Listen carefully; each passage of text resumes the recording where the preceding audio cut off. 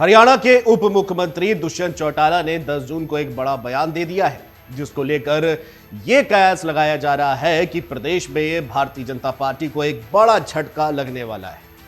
दरअसल हरियाणा के उप मुख्यमंत्री दुष्यंत चौटाला ने यह कहा कि कड़वाहट पैदा होती है तो खुशी से अलग हो जाएंगे। यहां पर यह सवाल उठता है कि गठबंधन को लेकर ऐसा क्यों बोले दुष्यंत चौटाला। दुष्यंत चौटाला के बयान के पीछे का क्या कारण है? क्या सच में भारतीय जनता पार्टी को बड़ा झटका लगेगा? क्या दोनों पार्टियों के बीच में फूट पड़ सकती है? आपको बता दें कि पिछले कुछ दिनों से दोनों पार्टियों के बीच मतभेद दिखाई दे रहे हैं, जिससे सीएम मनोहर सरकार पर संकट के बादल अब मंडराने लगे हैं। दोनों ही पार्टियों के उठापटक के बीच हरियाणा के 4 निर्दलीय विधायक भारतीय जनता पार्टी के राज्य प्रभारी विप्लव कुमार देव से मुलाकात की है, जिसके बाद से राज्य में सियासी पारा गर्म हो गया है।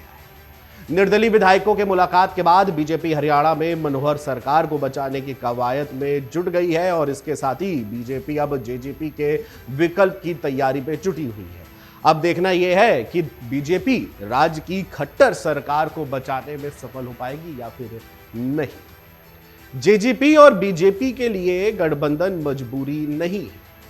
हरियाणा को विकास की राह पर लेकर चलना दोनों पार्टियों का कर्तव्य है। ना ही बीजेपी अपनी जिम्मेदारी से पीछे हट सकती है और ना ही जेजेपी। ये बात उप मुख्यमंत्री दुष्यंत चौटाला ने जिला विकास भवन के सभागार में पत्रकारों से बातचीत के दौरान कही। हालांकि उन्होंने सूरजमुखी पर किसानों पर कुरुक्षेत्र में हुए लाठीचार्ज, जजपा विधायक रामकरण काला के चेयरमैन पद से इस्तीफा देने के मामले में चुप्पी साधी और कोई जवाब भी नहीं दिया। उप मुख्यमंत्री चौटाला ने कहा कि प्रदेश को स्थिरता और स्थिर सरकार देने के लिए गठबंधन किया था। अब गठबंधन अच्छे से चल रहा है और आगे भी इसी तरह चलता रहेगा। हमारी तो इच्छा यही है कि दोनों पार्टियां एक साथ मिलकर चुनाव लड़ें, लेकिन आने वाले समय में यह तय होगा कि दोनों पार्टियां मिलकर क्या निर्णय लेती हैं। किस समय पर वह बदल जाए, उस बात पर कुछ कहा नहीं जा सकता।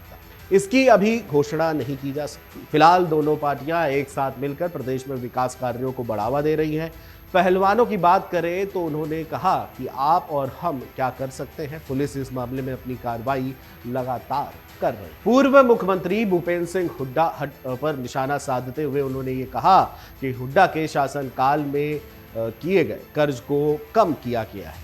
वर्तमान सरकार में औद्योगिक क्षेत्र को बढ़ावा मिल रहा है, इससे लोगों को रोजगार भी प्राप्त हो रहे हैं। अब आपको बता देते हैं कि दोनों पार्टियों में टकराव की आखिरकार वजह क्या है। दरअसल हाल ही में विप्लव कुमार देव ने राज्य की उचाना सीट को लेकर बड़ी बात कही थी। उन्होंने इस सीट से बीजेपी की प्रेमलता को अगला विधायक बताया था, जबकि इस वक्त इस सीट से डिप्टी सीएम दुष्यंत चौटाला विधायक है। विप्लव देव के बयान पर डिप्टी सीएम दुष्यंत चौटाला ने पलटवार भी किया था और कहा था कि किसी के पेट में दर्द है, दर्द की दवाई तो मैं नहीं दे सकता, ना तो मेरे पेट में हुई है और ना ही मैं डॉक्टर हूं। मेरा काम अपनी पार्टी के संगठन को मजबूत करना है। ऐसा पहली बार नहीं है कि जब दुष्यंत चौटाला को गठबंधन की लाइन से इतर स्टैंड देखा गया है। किसान आंदोलन के वक्त भी वह बीजेपी से अलग खड़े दिखे थे।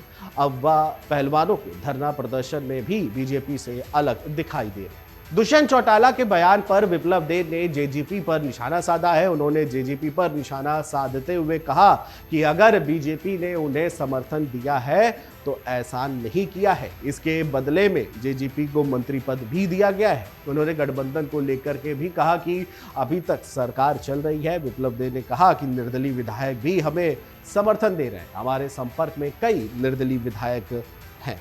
आपको बता दें कि विप्लव देव और दुष्यंत चौटाला के बीच जारी इस बयानबाजी से कई सवाल खड़े हो रहे हैं।